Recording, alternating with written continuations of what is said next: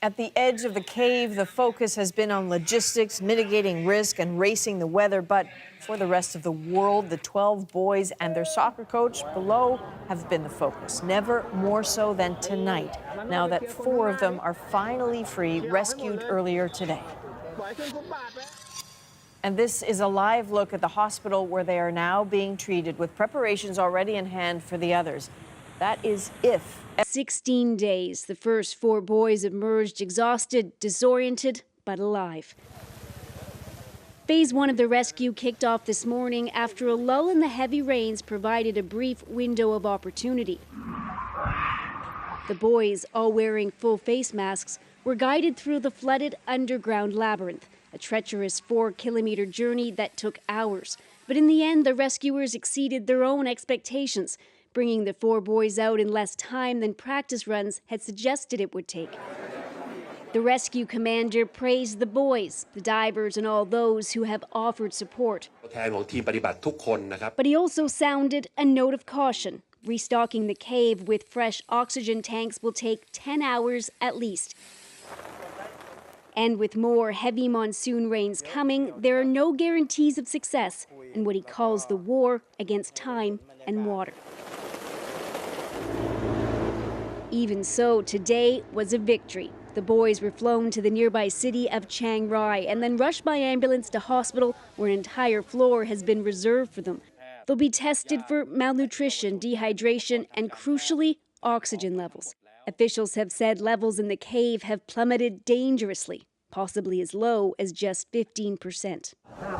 As for the families, joy and relief for relatives of the 4 boys now safely above ground, even though it will be several days before they can go home. For the families of those still trapped, the excruciating anxiety goes on. But meanwhile, down in the cave, the remaining 8 boys and their coach have been told of today's success, so they know the basic rescue plan works. But their challenge now will be to remain positive, as rescuers warn it could take up to 4 days to get them all out. And that's those who remain are stuck here. They have a grueling journey ahead of them, at least 4 hours. It starts by plunging into an underground passageway. Immediately, the current will tug at them. That water is the color of coffee with cream, and lamplight barely pierces it. Each boy is accompanied by 2 rescue divers. One takes the lead, linked to the boy by tether, carrying his air supply. Another follows behind him, in part to ensure he doesn't stray. The passage isn't a straight line. There are blind alleys and dead ends. After a few hundred meters, there's the so-called Pattaya beach. It's called that because usually there's a dry section here and an air pocket, but it also signals tough challenges ahead. The tunnel can narrow dramatically, including at what's described as a crisis point, where it juts upwards to an opening about half a meter across. That's all. The group will have to shimmy through, pushing their air tanks ahead of them. Eventually, the cave comes to a T-junction. The team will take a right. It's not that far now to Chamber 3, the location of the rescue operations forward base. But it's far from safe. On Friday, Thai Navy diver Saman Gunan was on his way back to that base when he lost consciousness, fatally.